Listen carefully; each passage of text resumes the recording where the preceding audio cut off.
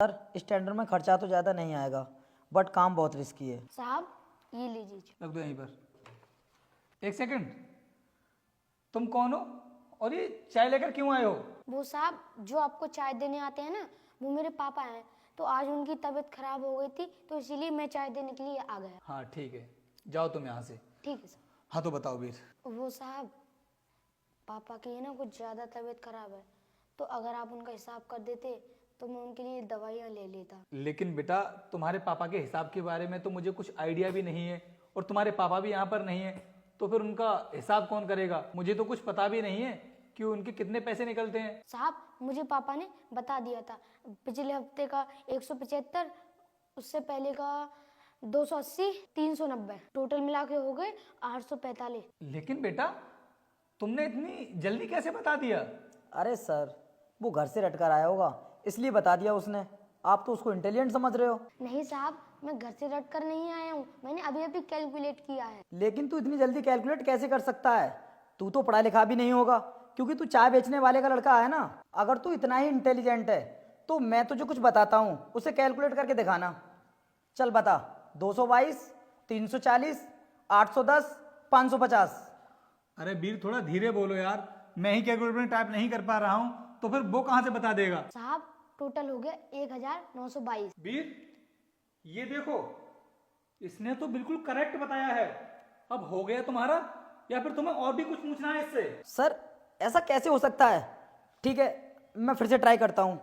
चल तू फिर से बता। 515, 220, 917, 1173। साहब टोटल मिला के हो गए 2825। एकदम करेक्ट वीर। ये देखो इतना ही हुआ है। अभी भी तुम्हें कुछ डाउट है इसके ऊपर? सर ऐसा कैसे हो सकता है? ये एक चाय बेचने वाले का बेटा है और ये तो स्कूल भी नहीं जाता होगा, तो फिर इतनी फास्ट कैलकुलेशन कैसे कर सकता है? सर मुझे तो कुछ समझ नहीं आ रहा। बेटा तुम इतनी फास्ट कैलकुलेशन कैसे कर लेते हो, बताओ जरा हमें। सर आप जैसे लोग समझते हैं कि हम गरीबों के बच्चे हैं तो हम कुछ भी कर नहीं सकते, लेकिन सर हम कर तो बहुत कुछ सकते हैं, लेकिन कुछ परेशानियां होती हैं जिसकी वजह से हम आगे नहीं बढ़ पाते। हम भी बड़े स्कूलों में पढ़ना चाहते हैं, लेकिन घर की परेशानियों की वजह से हम पढ़ नहीं पाते। हाँ बेटा तुम बिल्कुल ठीक बोल रहे हो। अगर इंसान सही से मेहनत करे और अपने मन में ठान ले कि उसे अपनी जिंदगी में सफल होना है, तो उसे सफल होने से कोई रोक नहीं सकता। और तुम्हारे टैलेंट को देख करके मुझे साफ पता चल रहा है कि तुम ना अपनी जिंदगी में बहुत आगे जाओगे, बहुत बड़ा मुकाम हासिल करोगे।